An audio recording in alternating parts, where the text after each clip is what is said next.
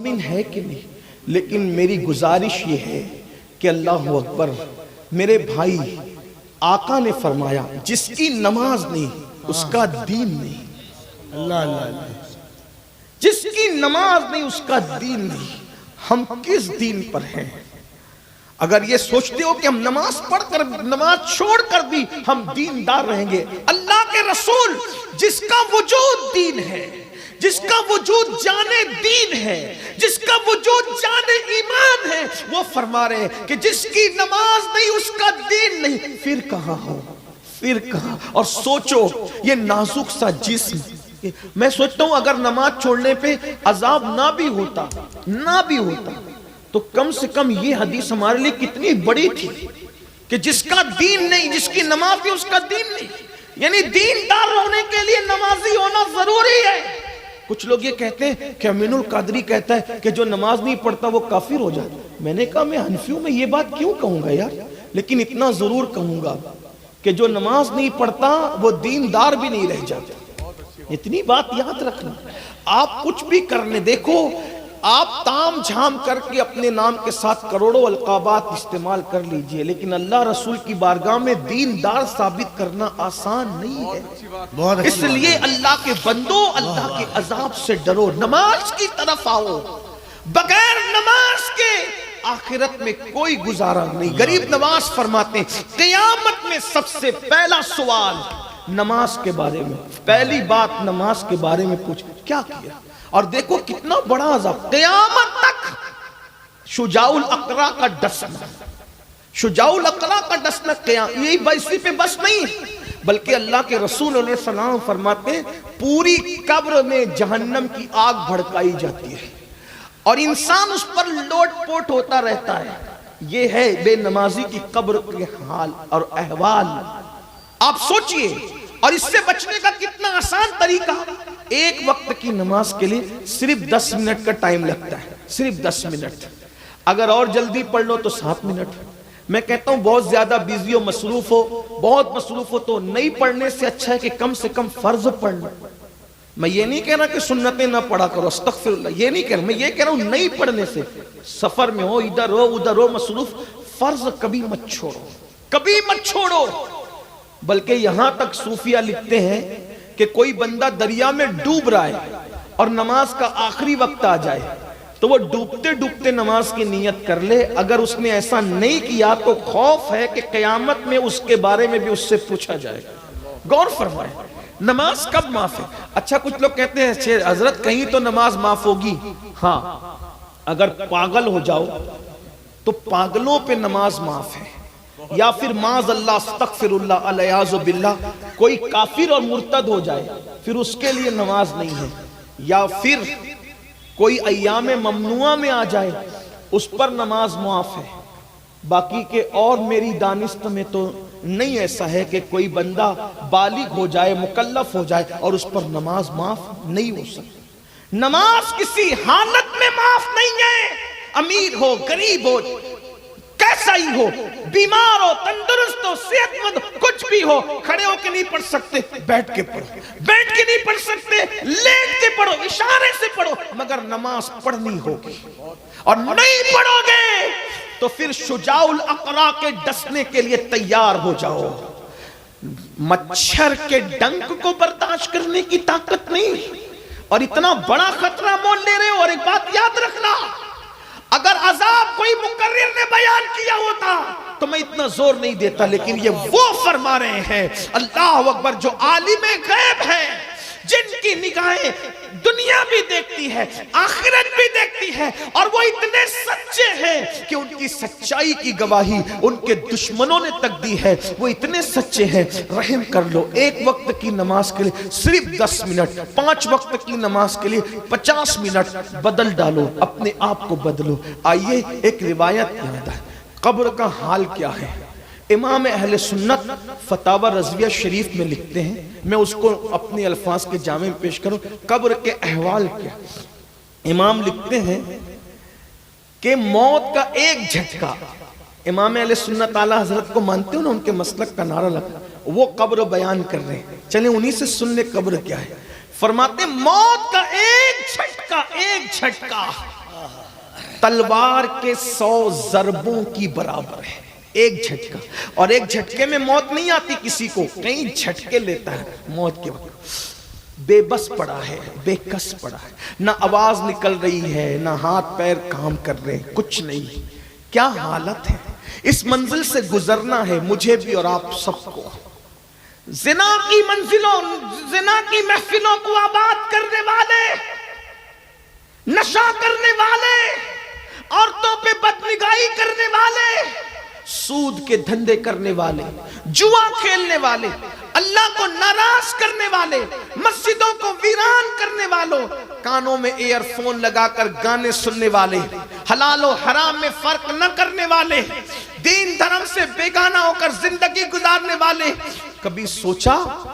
امام لکھ رہے ہیں موت، فتاوی رضویہ شریف میں، موت کا ایک جھٹکا صرف ایک 100 تلواروں کی ضربوں سے سخت تر. اور پھر فرماتے ہیں روح کے نکلنے کی منزل 300 تلواروں کی ضربوں سے زیادہ. اور جب موت کا فرشتہ حضرت ملک الموت انسان کو اس کی موت سے پہلے گھورتے ہیں تو ان کے گھورنے کا حال یہ ہے کہ انسان اس کی تاب نہیں لا سکتا. پھر اس کے بعد فرماتے ہیں موت کے وقت وہ پیاس، موت کے وقت وہ پیاس. کون سی پیاس؟ بے نمازی کو 7 سمندروں کی پیاس سے زیادہ پیاس، کہ 7 سمندر منہ میں نچوڑ دیے جائیں تو بھی پیاس نہ بجھے. اور رشتہ دار کیا کر رہے ہیں؟ قطرہ قطرہ پلا رہے ہیں. غور کرنا، جب کوئی بندہ پیاسا زیادہ ہو تو اس کو قطرہ پت قطرہ پلاؤ گے نا تو اس کی پیاس بجھے گی نہیں بلکہ اور اس کی پیاس بڑھ جائے گی. اللہ اکبر، اللہ اکبر. کیا منزل آنے والی ہے. میری بہنوں سے بھی کہتا ہوں روٹی پکانا، برتن دھلنا، کپڑے دھلنا اچھی بات ہے. تم گھنٹوں کچن میں گزارتی ہو، 10 منٹ مصلے کے لیے میری بہن کیوں نہیں نکال لیتی؟ میں جھگڑا لگانے نہیں آیا لیکن ایک بات کہنے، جس دن مر جاؤ گی نا شوہر دفن کرتے آتے ہوئے سوچے گا بیوی چلی گئی اب اس کے بعد کون. یہ اتنی بے وفا دنیا ہے. اپنے شوہر کا حق ادا کرو مگر یہ یاد رکھ لو کہ دنیا میں کوئی اپنا نہیں. میں نہیں کہہ رہا ہوں، یہ بات مولائے کائنات نے کہی. تمہارا نکاح تو یو پی میں ہوا، بہار میں ہوا، بنگال میں ہوا، مہاراشٹر میں ہوا، ممبئی میں ہوا، اندور میں ہوا، مالیگاؤں میں ہوا، لیکن جو نکاح آسمانوں پر ہوا، جس نکاح کی گونج جنت کے درختوں تک پہنچی، حوروں نے جن کے گیت گائے، فرشتوں نے جس میں شرکت کی، آدم نے جس میں خطبہ پڑھا، آسمانوں پہ آدم خطبہ پڑھ رہے ہیں، زمین پر سید العادم خطبہ پڑھ رہے ہیں. غور فرمائے ایسا نکاح مولا مشکل کشا نے جس دن سیدہ فاطمۃ الزہرا پاک کا وصال ہوا تھا. بات یاد آ گئی ہے تو سن لیں، عنوان میں نہیں ہے لیکن یہ تو ہر عنوان کا عنوان. توجہ کر لیں. اللہ اکبر. جس کے مہر میں جنت کے درخت کے پتے ہلائے گئے اور اہل بیت کی تعداد کے برابر وہ پتے گرائے گئے، اور اہل بیت قیامت تک جتنے اہل بیت کے محبین پیدا ہوں گے ہر پتے پر اہل بیت کے محبین کا نام تھا، اور انہیں سیدہ فاطمۃ الزہرا کے نکاح کے تصدق جنت کا داخلہ عطا کیا گیا.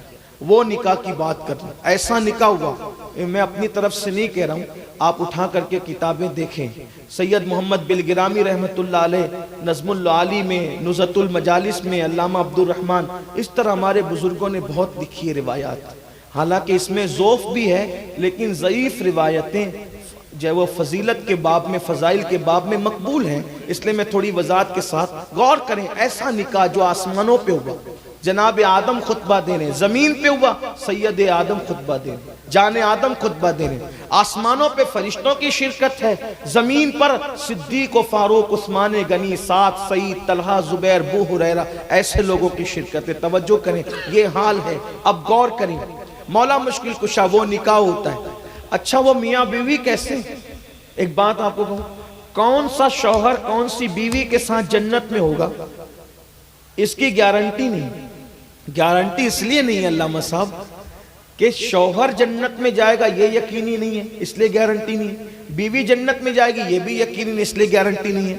لیکن مولائے کائنات کے ساتھ جنت میں سیدہ فاطمۃ الزہرا رہے گی یہ گارنٹی حضور نے دی ہے.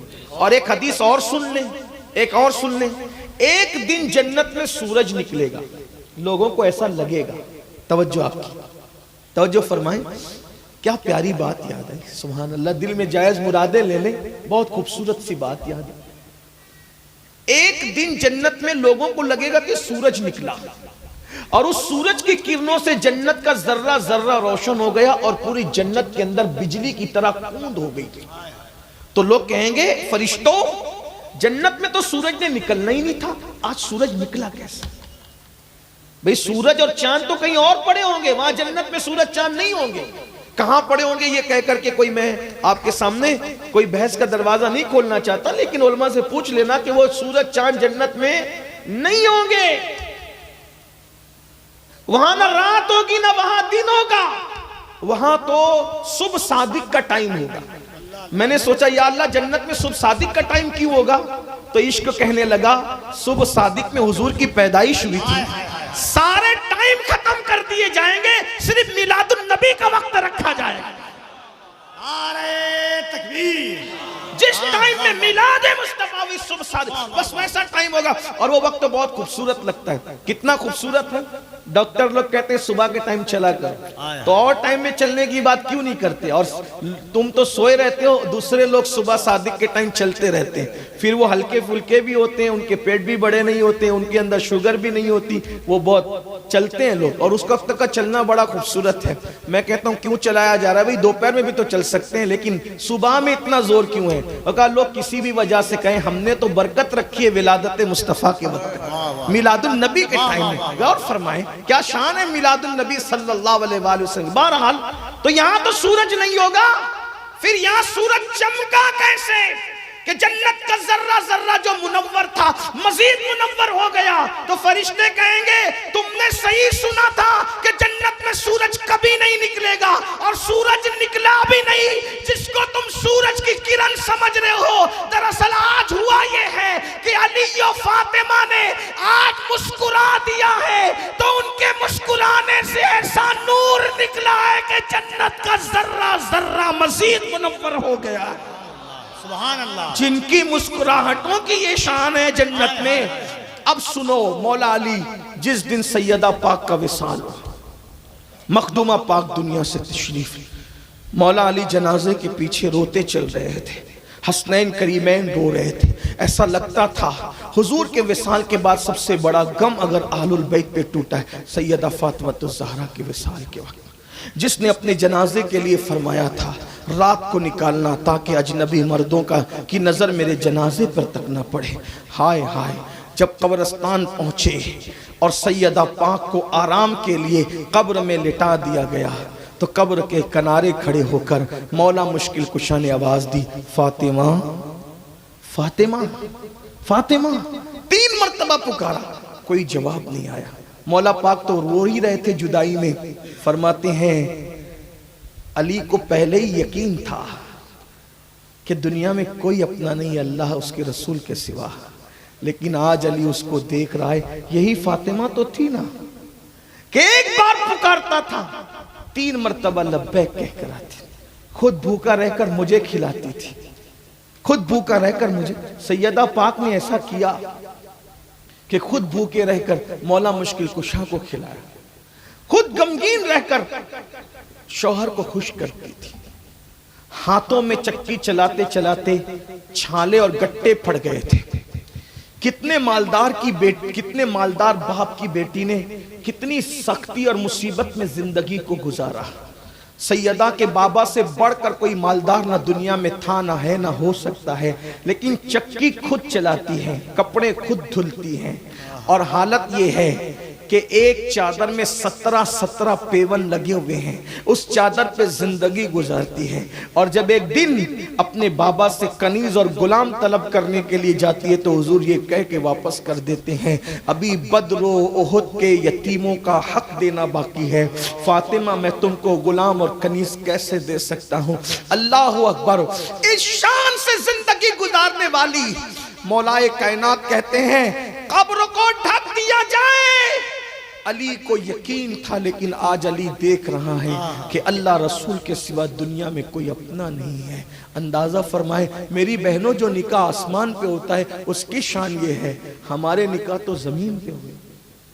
بیوی بیمار پڑتی ہے تو شوہر کہیں اور تکنے لگتا ہے، شوہر کی غیر موجودگی میں بعض بے باک کہیں اور تکنے لگتی. یہ حالات ہیں.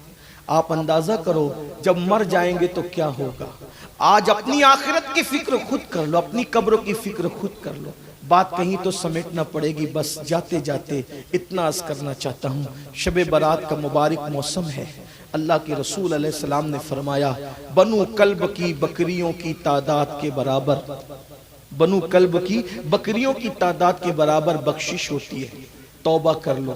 مگر اس میں بھی شرابی نہیں بخشے جاتے جب تک توبہ نہ کرے. ایک دوسرے سے کینہ اور بغض رکھنے والے بھی بخشے نہیں جاتے جب تک دل سے کینہ نہ نکال دے. اور جادوگر لوگ بھی بخشے نہیں جاتے، جادو کرنے کرانے والے بھی بخشے نہیں جاتے جب تک کہ وہ لوگ توبہ نہ کر لے. ماں باپ کے ساتھ بے ادبی بے حرمتی کرنے والے بخشے نہیں جاتے جب تک ماں باپ کو راضی نہ کر لیں. آخر میں عرض کروں، کچھ لوگ ہیں وہ کہیں بھی دفن ہو، کہیں بھی دفن، مریں گے تو عذاب قبر ہوگا. آپ نے ہم نے سن رکھا ہے نا کہ سفر حج میں مریں گے تو سیدھا جنت میں جائیں. لیکن الزواجر سے ایک روایت سنیں. میرا انکار نہیں ہے، فضیلت اپنی جگہ ہے، لیکن کرتوت بھی اگر صحیح ہونا تو پھر بات بنتی. ورنہ مکے میں مر کے بھی چین نہیں مل سکتا. ورنہ ابو جہل کہاں مرا، ابو لہب کہاں مرا. میرے بھائیوں خیال کرو، خوش فہمی میں مت رہو. اعمال پر ایمان اللہ نے دے دیا ہمیں، صحیح العقیدہ سننی ہے سب لوگ، عمل پہ دھیان دو، محنت کرو. سیدنا عبداللہ ابن عباس کے پاس کچھ لوگ آئے اور آ کر کہتے ہیں حضور ہم حج پر آئے ہوئے تھے، حج پر صفا مروہ کی صحیح کر رہے تھے، تو صفا مروہ کی صحیح کرتے ہوئے ہمارا ایک ساتھی انتقال کر گیا، مر گیا. اب ہم نے قبر کھودی. بھائی جو مکے میں مرے گا تو اس کی قبر کہاں کھودے گی؟ جدہ میں، شام میں، یمن میں، کہاں وہیں کھودے گی نا. ہوائی جہاز کا دور تو تھا نہیں. ہم نے قبر کھودی تو اس میں ایک بہت بڑا اژدہا نکلا. پھر اس کو چھوڑ دیا، دوسری قبر کھودی تو اس میں بھی وہی اژدہا ایسی بیٹھا ہوا تھا. تیسری قبر کھودی، اس میں بھی بیٹھا تھا. اب ہم کیا کریں، کتنی قبر کھودیں؟ فرمایا اسی قبر میں ڈال دو اس کو. اگر تم روئے زمین کا ہر خطہ بھی کھود دو تو وہ اژدہا ملے گا تمہیں ضرور. کس کو؟ حاجی کو، صفا مروہ کی صحیح کرتے ہوئے مرنے والے کو. صفا مروہ کے درمیان، اللہ کی نشانیوں کے درمیان مرنے والا، حرم میں مرنے والا. اب ابن عباس کہہ رہے ہیں روئے زمین کا ہر خطہ بھی کھود دو تو وہ تمہیں سانپ ملے گا، اس لیے تم اس کو اب دفن کر دو. حضور وجہ کا اس کے کرتوت اچھے نہیں، پاپی تھا نا وہ، اس لیے جاؤ دفن کر دو، حوالے کر دو، کیا کر سکتے ہیں. جب لوگ غمگین اس کو اسی میں دفن کر دیے، گھر پہنچے تو اس کی بیوی سے پوچھا کہ بتاؤ اس کا کیا قصور تھا، وہ کرتا کیا تھا؟ کہا سب اچھے کام کرتا تھا لیکن وہ گیہوں بیچتا تھا. گیہوں تو گیہوں چونکہ بیچتا تھا تو اس میں وہ بھوسے کی ملاوٹ کرتا تھا، تو ملاوٹ کرنے کی وجہ سے شاید اس کو اس عذاب میں گرفتار کیا. آج تو ملاوٹ کرنے کو لوگ برا سمجھتے ہی نہیں. تیل بیچ رہے ہیں ملاوٹ کر کے، دودھ بیچ رہے ہیں ملاوٹ کر کے، گھی بیچ رہے ہیں ملاوٹ کر کے، اس کو کوئی عیب ہی نہیں. یعنی یہ سب وہ لوگ بس اتنا سمجھتے ہیں کہ چند چیزیں گناہ ہے، باقی کوئی گناہ ہی نہیں. سوچو سفر حج میں مرا، ملاوٹ کر رہا ہے. اور ایک بات اور سن لو، شب قدر میں بھی کسی پہ عذاب دیکھا گیا. علامہ ابن حجر مکی رحمت اللہ علیہ فرماتے ہیں میرا بچپنا تھا، میں اپنے ابا کی قبر پہ جایا کرتا تھا. شب قدر کی صبح میں جیسے قبرستان پہنچا، اپنے ابا کے مزار پہ بیٹھ کے تلاوت کر رہا تھا، تو تلاوت کرتے کرتے میں نے قریب کی قبر سے ایک آواز سنی، چیخ پکار کی. تو میں متوجہ ہوا، جب گیا تو میں نے دیکھا کہ اندر سے چیخنے چلانے کی آواز کب آ رہی ہے؟ شب قدر کی صبح میں، رمضان شریف کے مہینے میں. میں نے پوچھا، میں گھبرا گیا، بچہ تھا گھبرا گیا. ایک شخص گزرے، جب دن چڑھنے لگا تو آواز بند ہوئی. میں نے پوچھا کس کی قبر ہے؟ کہو فلانے فلانے وہ بزرگ رہتے تھے، وہ بزرگ کی قبر. دیکھو لوگ جسے بزرگ کہہ دے نا تو بھی تھوڑا سا، اگر یعنی اپنے کو اگر کوئی بزرگ کہے تو تھوڑا سا احتیاط کیا کرو، اس لیے کہ جب تک یار کی طرف سے سند نہ ملے بزرگی کی، لوگ کچھ بھی کہتے ہیں. ابھی ہمارے کفیل بھائی کتنے خوبصورت انداز میں میری تعریف کر رہے تھے. میں اتنا سوچ رہا تھا یا اللہ ایک مخلص بندہ دعا دے رہا ہے, اس کے جملے میرے لیے دعا بنا کے قبول کر لے, ورنہ گھڑوں منو ٹنو پانی گرتا ہے کہ اپنی کیا اوقات ہے. بلکہ مجھے تو یہ بھی ڈر لگتا ہے اب کہ میرے آقا علیہ السلام نے فرمایا کہ میری امت میں سب سے بڑا عذاب جس کو ہوگا وہ مقرروں کو ہوگا, تقریر کرنے والوں, کہ ان کے ہونٹ اور زبان آگ کی کیچیوں سے کاٹے جائیں. وجہ وہ جو تقریر میں کہتے تھے خود عمل نہیں کرتے. نماز پہ تقریر کی, فجر میں خود سو رہے ہیں. حلال پہ تقریر کی, حلال و حرام میں. حالانکہ ایسے مقرر دنیا میں شاید نہیں ہوں گے, اب ہم ہی بد عمل ہیں. لیکن اگر ہے کوئی تو اللہ تعالیٰ ہدایت عطا فرمائے. مور ناچتا ہے تو سب کو اچھا لگتا ہے, لیکن جب وہ اپنے پیروں کو دیکھتا ہے تو اسے احساس ہوتا ہے کہ میں کتنا کم نصیب ہوں کہ لوگ میرے پروں کو دیکھ کر مجھے خوبصورت سمجھتے ہیں, لیکن میرے پیر کتنے بھدے ہیں. ویسے ہم لوگ بھی جب اپنے آپ کو دیکھتے ہیں مجھے ایسا لگتا ہے کہ ہم سے بہت اچھے آپ لوگ ہیں. اس کی وجہ بتاؤں, کیونکہ ہم لوگ آتے ہیں تو لوگ پھول بھی ڈالتے ہیں, کھلاتے بھی ہیں, پلاتے بھی ہیں, فلائٹ کا ٹکٹ بھی دیتے ہیں. لیکن آپ لوگ آتے ہیں تو آپ لوگوں کو کوئی کچھ دیتا ہی نہیں ہے. یعنی آپ صرف اللہ کے لیے آتے ہیں. آپ لوگ کتنے ہیں؟ اللہ اللہ اللہ. ہم بھی تو یہاں آ کے دعوت کھا کے جا رہے ہیں, کچھ تو لے کے جا رہے ہیں, لیکن آپ تو کچھ نہیں. آپ ہم سے زیادہ اللہ والے ہیں. ہم آپ کی محفل میں اس لیے آ جاتے ہیں کہ اللہ آپ کے صدقے ہمیں بخش. ہم لوگ تو بہت مجرم, اور آپ لوگ ہمارے لیے دعا کیا کریں کہ اللہ کرے آپ جیسا گمان کرتے ہیں ہمارے لیے, اللہ ہمیں ویسا بنا دے, آپ کے گمان سے بہتر بنا دے. ورنہ میرے بھائی بہت کٹھن ہے ڈگر پن گھٹ کی. کیا بنے گا؟ آج تو مقرر بننے کا بڑا شوق ہے. سب سے آسان نصیحت کرنا ہے, لیکن ان نصیحتوں پہ عمل کرنا بہت مشکل ہے. شوق ہے آج نصیحت کا, عمل کا شوق کہاں گیا؟ جب انہی تقریروں کے عوض میں آگ کی کیچیوں سے ہونٹ اور زبانیں کاٹی جائے گا, کیا بنے گا؟ ہمارا کیا بنے گا؟ آپ کا تو بن چکا, آپ تو سدھر چکے, آپ تو بدل چکے, آپ تو سن چکے, لیکن ہمارا کیا بنے گا؟ اللہ ہم پہ رحم فرمائے, آمین آمین. رحم فرمائے. تو کسی نے کہا یہ بزرگ کی قبر ہے نا, بزرگ. میں نے سوچا بزرگ, میں اس کو پہچان گیا. اس کی بیوی کے پاس گیا, کہا چچی اماں بتاؤ نا کہ وہ چچا جان بڑے نیک تھے نا. ہاں بیٹا, ہر نماز با جماعت پڑھتے تھے بیٹا. اچھا, کم بولتے تھے, ہمیشہ تسبیح ہاتھ میں رہتی تھی, ذکر الہی میں مصروف ہے. اتنے متقی تھے چچی اماں. ہاں چچی اماں معاف کرنا, میں نے ان کو عذاب قبر میں بھی دیکھا. کب؟ شب قدر کی صبح.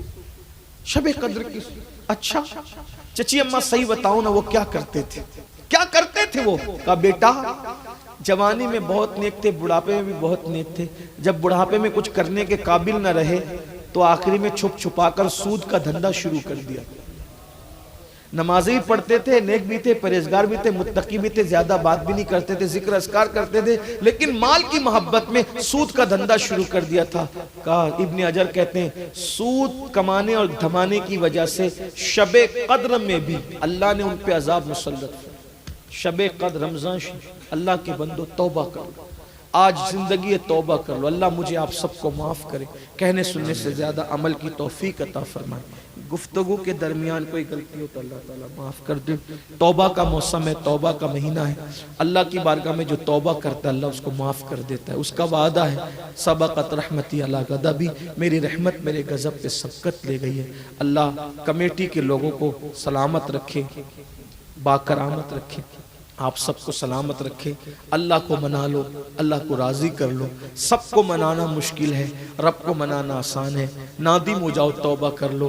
موت سر پہ کھڑی ہے, پل کی خبر نہیں ہے کل کس نے دیکھا. سچی توبہ کر کے نمازی بنو, عبادت گزار بنو, حرام سے بچو, غیبت سے بچو. کیا میں امید کر سکتا ہوں اتنا بڑا ہزاروں کا مجمع ہے, آج سے یہ عہد کر کے اٹھو گے کہ ہم نماز پڑھیں گے انشاءاللہ؟ ذرا فرشتوں کو اور اللہ کو گواہ بنانے کے لیے ہاتھ اٹھائیں, کتنے لوگ یہ عہد کرتے ہیں؟ سبحان اللہ, ماشاءاللہ. اللہ پاک اٹھائے رکھے, دعا کر لیں اللہ پاک ان اٹھے ہوئے ہاتھوں کی لاج رکھ لے. ہاتھ اٹھا کے وعدہ کرنا ہمارا کام ہے, ان ہاتھوں کی لاج رکھنا تیرے کرم پر ہے مولا, سب پر کرم کی نظر فرما دے. بہنیں بھی ہاتھ اٹھا رہی ہیں, ان کو ہاتھ اٹھانے کی ضرورت نہیں, بس وہ عہد کر لیں نماز کی پابندی کریں, غیبت سے بچیں, غیبت سننے سے بچیں, غیبت کرنے سے بچیں, اپنی آخرت کی فکر خود کریں. کون کیا کر رہا ہے اس کو چھوڑ دیجئے, آپ کو کیا کرنا ہے آپ اس طرف رہیے. اللہ تعالیٰ پہلے مجھ پہ آپ سب پہ رحم فرمائیں, گفتگو کے درمیان کوئی غلطی اللہ اسے معاف فرمائیں, ہم سب کو اور ہماری نسلوں کو نیک بنائیں, صالح بنائیں. وما علینا الا البلاغ. السلام علیکم ورحمۃ اللہ وبرکاتہ. نعرہ تکبیر, نعرہ رسالت, تعلیمات مصطفیٰ. سبحان اللہ. بھائی سلام ہو رہا ہے, آرام سے بیٹھ جائیے, آپ لوگ آرام سے بیٹھ جائیے. مسافہ بات کیجیے گا, سلام پڑھ. درود کعبے کے بدرود جا تم پہ کروڑوں درود, طیبہ کے شمس و ضحیٰ تم پہ کروڑوں درود, طیبہ کے شمس و ضحیٰ تم پہ کروڑوں درود. اور کوئی غیب کیا تم سے نہا ہو بھلا, اور کوئی غیب کیا تم سے نہا ہو بھلا, جب نہ خدا ہی چھپا تم پہ کروڑوں درود, کعبے کے بدرود جا تم پہ کروڑوں درود, طیبہ کے شمس و ضحیٰ تم پہ کروڑوں درود. ہم نے خطا میں نہ کی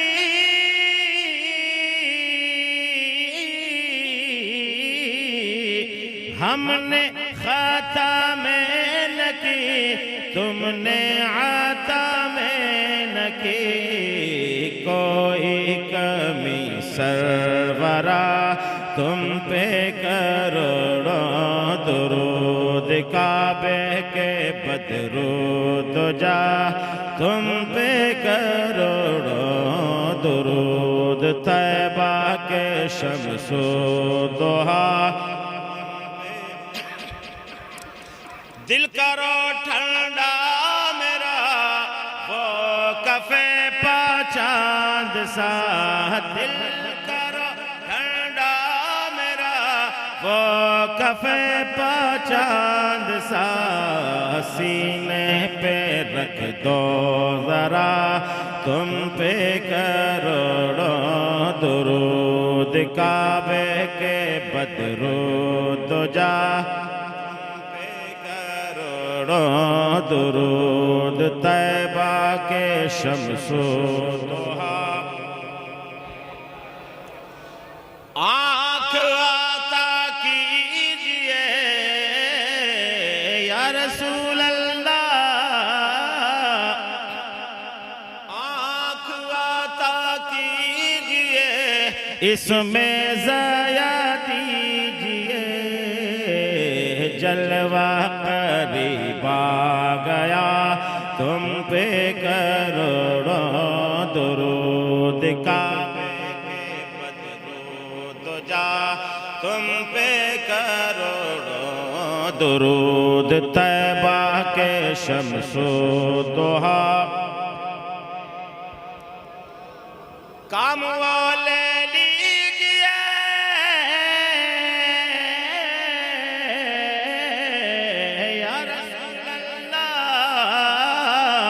کام وہ لے لیجئے تم کو جو راضی کرے, ٹھیک ہونا میں رضا تم پہ کروڑوں درود, کعبے کے بدرود جا تم پہ کروڑوں درود, طیبہ کے شمس و ضحیٰ تم پہ کروڑوں درود. یا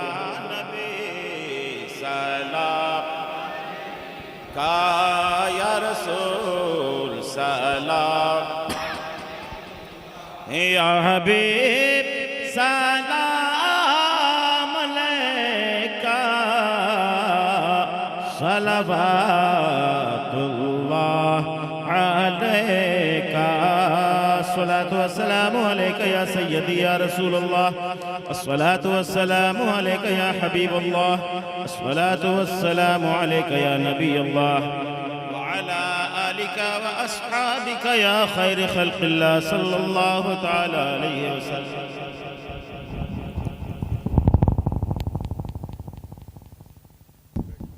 بیٹھ جائیں. الفاتحہ.